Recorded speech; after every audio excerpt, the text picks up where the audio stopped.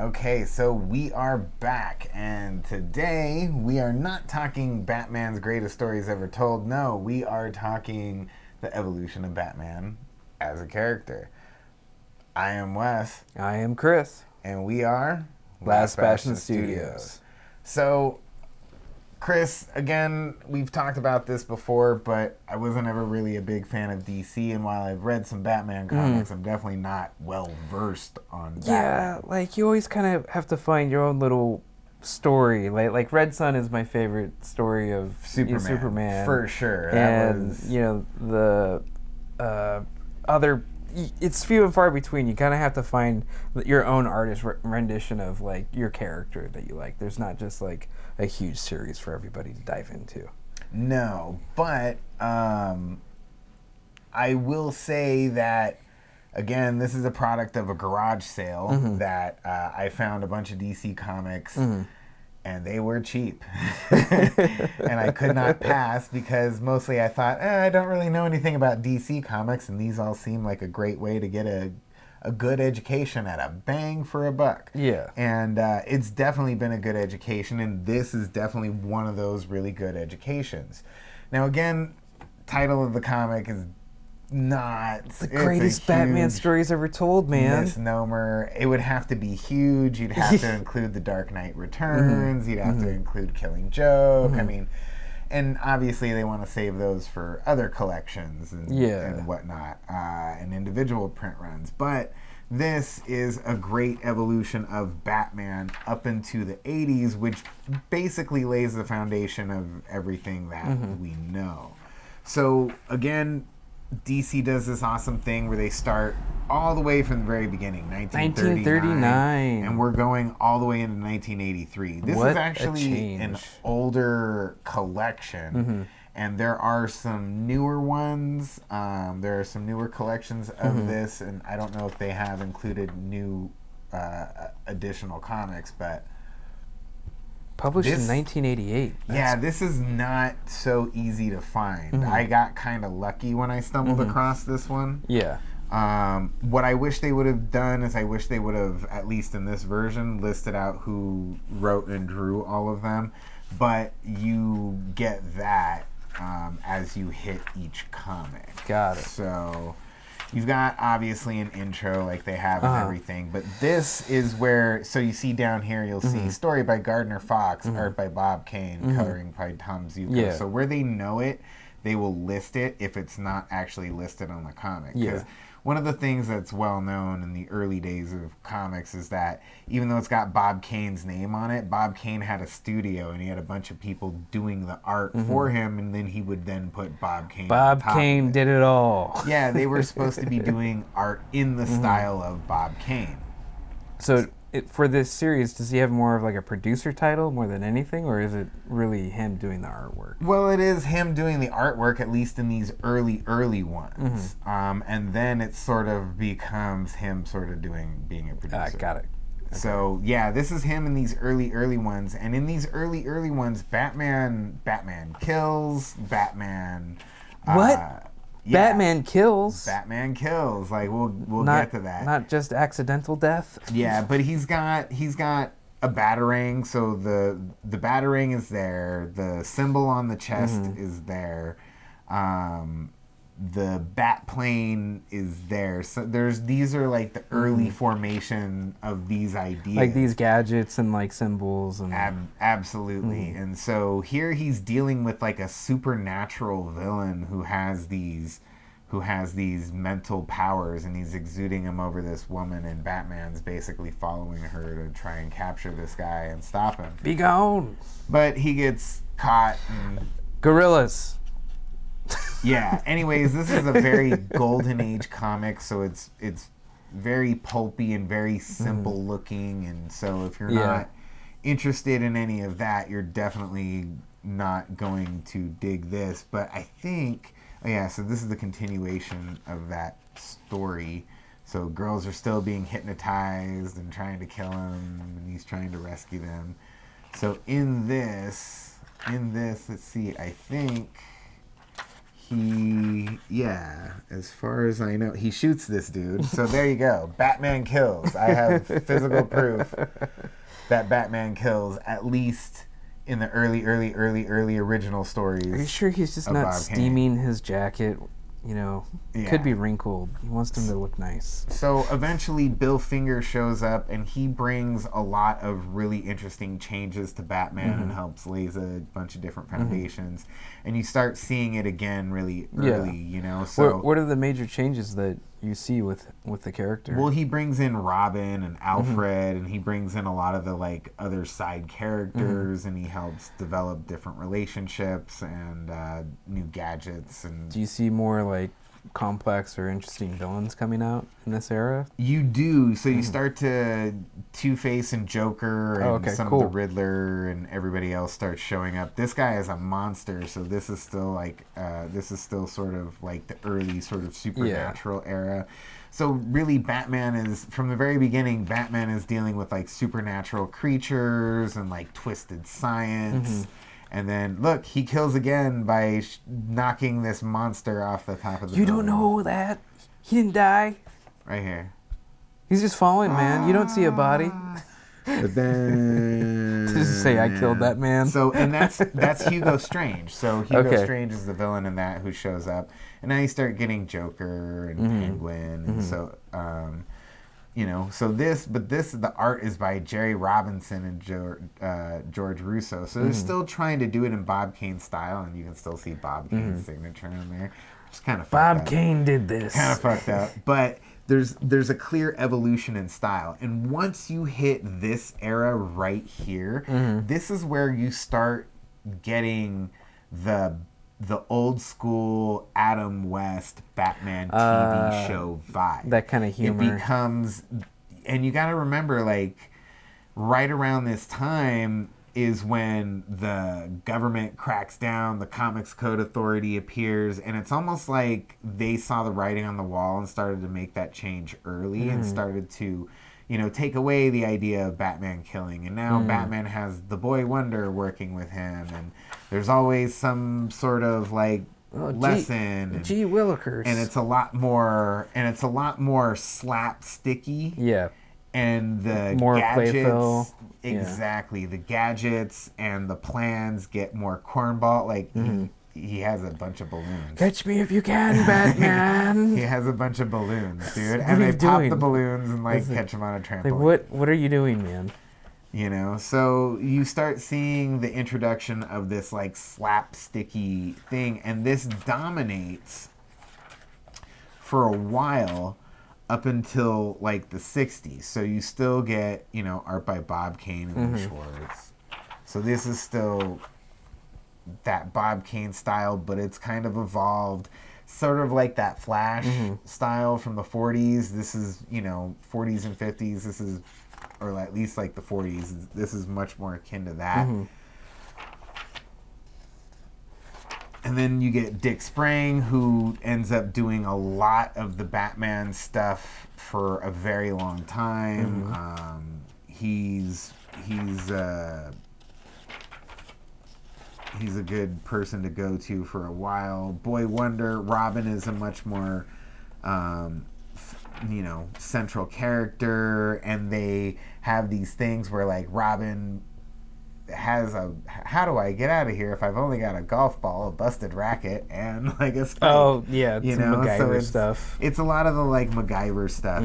So this is very much the Batman TV show of the 60s. And surprisingly, that show only lasted 2 seasons. Yeah, I always thought it was on for like years and years and years and was like a staple. It is not. But now, I'm so surprised that it was only for 2 seasons of all things. Now, I believe it's 1968 when that show appears. So this is 66, and then it jumps to 1970. Now, the reason for that, there's a huge shift from 66 to 70 in these comics. And so it is, right? So we're still in this 60s style, this early 60s style. And then all of a sudden, everything changes. Batman gets a much more serious look. He gets a much more grim and gritty look. The car evolves. The confrontations are a little bit more violent. They're less comedic. It starts to be this grim and gritty comic. Now, I wonder, did the comic contribute to the killing of the show? The show only lasted 2 seasons, and it certainly followed with the style from the 40s and 50s, and it would make sense that the show was aimed at sort of that older audience. But did they think it was also going to connect with new comic readers who are reading this version of Batman and then seeing that very jokey, hokey thing on TV and just not being interested? I don't know. But it is an interesting question and an interesting thought to explore, you know? But again, you get this very serious, you know, Batman's changed. Batman has gone from goofy to grim and gritty. Yeah, everything started to kind of transfer from those pop and fun, you know, 1950s, 60s styles, Wimpy or Popeye or whatever, and then started to get a little bit more grim and grungy, like as soon as it started getting into the 70s, because that was kind of like wanted.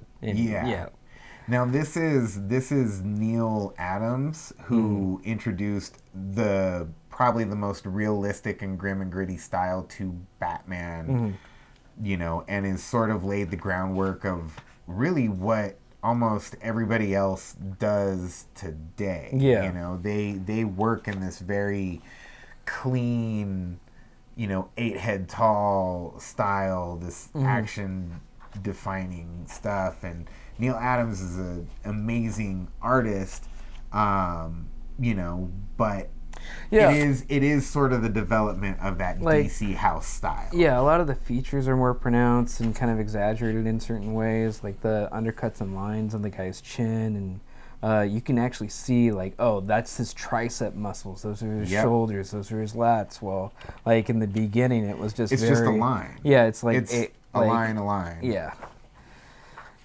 It's more defined. Much more shadowing, much more close-ups of facial features.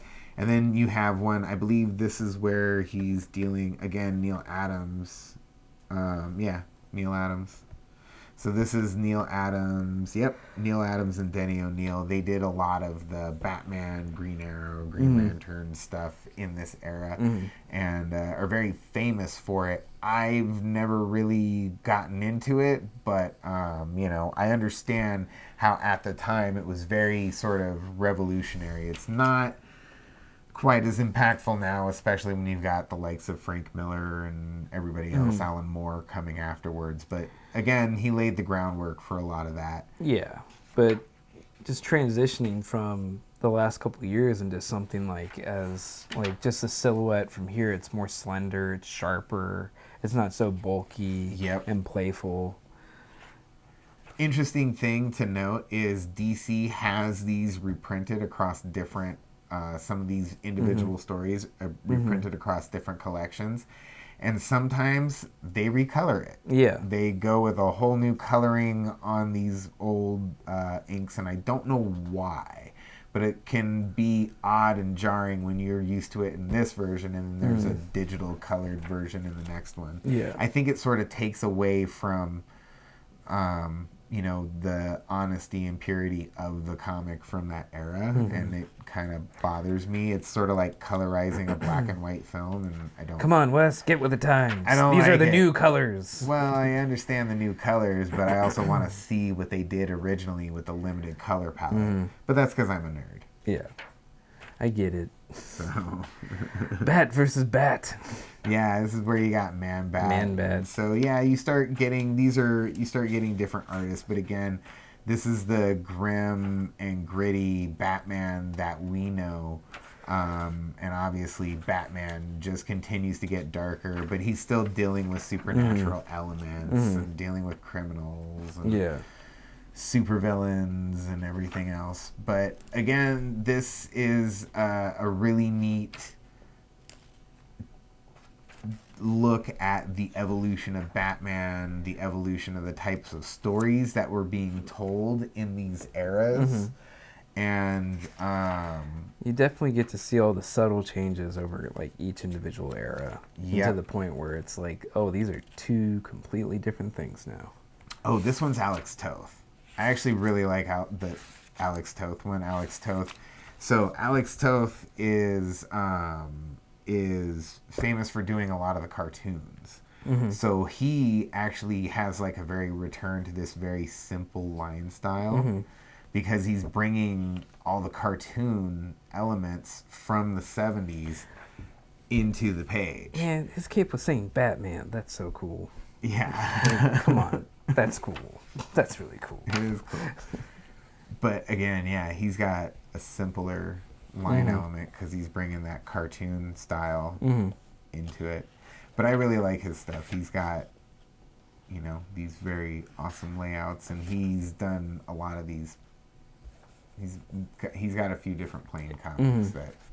Yeah, I like planes. He does like planes. Planes. He does like planes. This is really rad. This is cool. I like that. The silhouette. The yellow pages for reasons I can't quite figure out. It makes the blues pop.